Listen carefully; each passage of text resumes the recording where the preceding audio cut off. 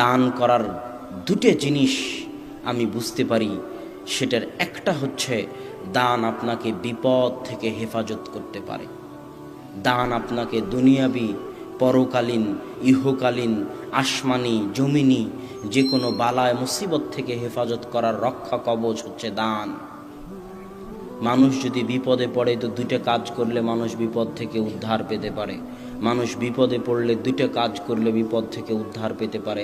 এক, বিপদে পড়া মাত্র অত ডিসি, ওসি, মিনিস্টার, ডাক্তার, আপনার ছেলে অ্যাক্সিডেন্ট করেছে, আপনি মোবাইল ফেলে দিয়ে দৌড়াচ্ছেন ডাক্তারের কাছে, অত তাড়াহুড়ার প্রয়োজন নাই। ডাক্তার আপনার কিছু করতে পারবে না, ডিসি, ওসি আপনার কিছু করতে পারবে না। বিপদে পড়া মাত্র আগে কাকে জানাতে হবে যে আমি বিপদে পড়েছি? আল্লাহকে জানাতে হবে।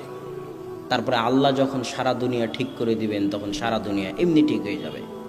ইন্নাল্লাহা আলা কুল্লি শাইইন কাদির, আল্লাহ হচ্ছেন সকল কিছুর উপর ক্ষমতাবান। তাই বিপদে পড়লে দৌড়াদৌড়ি না করে যত বড় বিপদের সংবাদ হোক, যত বড় বিপদের সংবাদ হোক, সেই বিপদের সংবাদটা আগে 2 রাকাত সালাত আদায় করে আল্লাহকে জানান যে আল্লাহ আমি বিপদে পড়েছি, তুমি বাঁচাতে পারো। তারপরে মানুষের কাছে যান, তার আগে নয়। 2, আল্লাহর রাস্তায় দান করেন, আল্লাহর রাস্তায় সাদকা করেন। যদি সালাত আদায় করে আল্লাহকে বলতে পারেন, আল্লাহর রাস্তায় দান করতে পারেন, যত বড় বিপদই হোক আশা করা যায় সেই বিপদ থেকে আপনি বেঁচে যাবেন ইনশাআল্লাহ।